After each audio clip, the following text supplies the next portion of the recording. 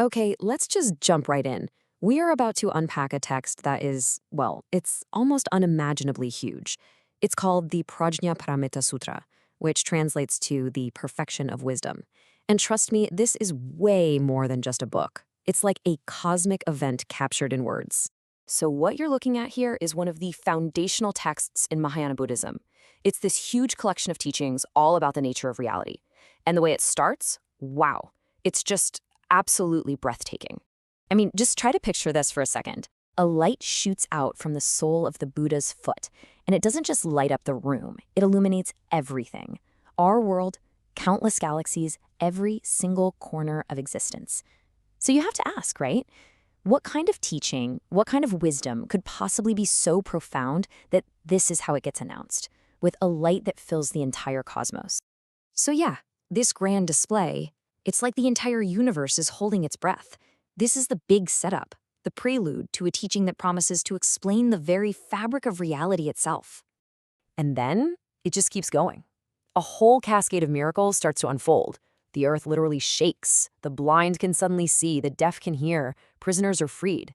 And get this, it's not just happening in one place.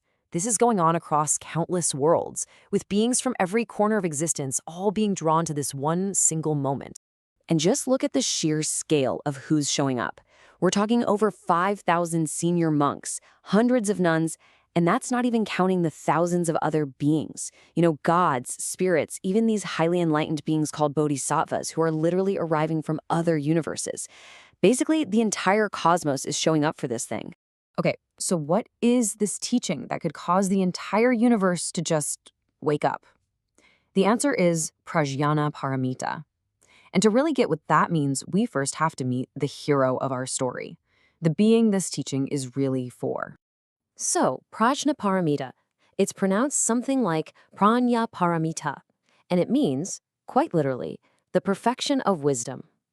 Now, this isn't about being book smart or clever. We're talking about a deep, direct, penetrating insight into how things really work, way beyond what we see on the surface. And this special kind of wisdom, it's for the bodhisattva. A bodhisattva is a being who's, incredibly enlightened, but they make this vow that is just almost unbelievable. They promise to save every single being in the entire universe from suffering, and they put off their own final piece to do it. Okay, and that right there, that brings us to the central problem, doesn't it? How on earth is that even possible? How can one being save everyone? I mean, from the tiniest insect right up to beings in galaxies we can't even see. The whole thing just seems completely, infinitely impossible. And the answer? Well, it all comes back to the perfection of wisdom. All right, so let's get right to the heart of it. This next part is the key. It's what unlocks the bodhisattva's seemingly impossible mission. And it's probably the sutra's most radical and maybe most mind-bending idea. The answer lies in one powerful and, let's be honest, often misunderstood concept: emptiness. Or, in Sanskrit, shunyata. Now, hang on, because this word can be really tricky. It does not mean what you probably think it means. We're not talking about a big, empty void or just nothingness. So what on earth is it? Okay, so the sutra explains it like this. Emptiness means that nothing, and I mean nothing, has its own fixed, separate, independent identity.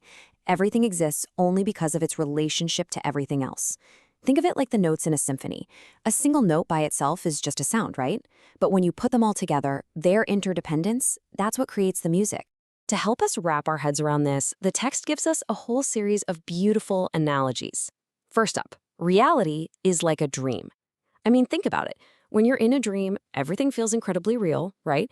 But then you wake up and you realize none of it had any real solid substance. It's also described as being like a phantom or, a magician's illusion. You see something, it totally looks like it's there, but it's really a trick of perception. It's an appearance, for sure, but it isn't solid in the way we automatically assume it is. Or here's another one. Think of a reflection in a mirror. The image is clearly there, you can see it, but it has zero independent existence of its own. It's completely dependent on the object that's being reflected. And finally, it's like an echo. You hear the sound, it's a real experience, but it's just a reverberation. It doesn't have a source of its own. So here's the crucial takeaway from all this. Things aren't non-existent. They are real. They just don't exist in that solid, separate, independent way that we usually perceive them. So you might be wondering, what does all this abstract philosophy have to do with actually saving all beings? And the answer is everything. This right here is where wisdom and compassion become totally inseparable. See, a bodhisattva practices what are called the 6 perfections. These are the core actions of compassion. But that last one, number 6, wisdom, it's not just another item on the list. It's the whole foundation. It's that deep understanding of emptiness that transforms something like simple giving into boundless generosity, or simple patience into an absolutely unshakable resolve. And of course, this leads us to the big paradox, right? If everything is like a dream, if people are like illusions, then why bother trying to save anyone? Why not just kick back and say, hey, it's all empty anyway? And you know what? That's a totally fair question. But the sutra answers this head on. It says, the bodhisattva understands that everything is like a dream, and because of that, not in spite of it, they engage fully. They don't turn away. They get that the dream of suffering can actually be transformed into a dream of awakening. And look, this one shift in perspective changes everything. Without this wisdom, we look at suffering and see it as this solid, permanent thing. And our attempts to help get all tangled up in attachment, which just leads to frustration and burnout. But with this wisdom, with the understanding of the fluid, dreamlike nature of it all, compassion becomes fearless. It becomes free.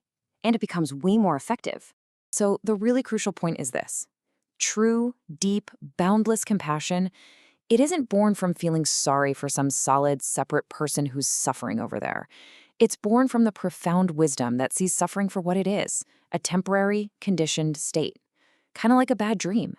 And the amazing thing about a dream is it can absolutely be changed.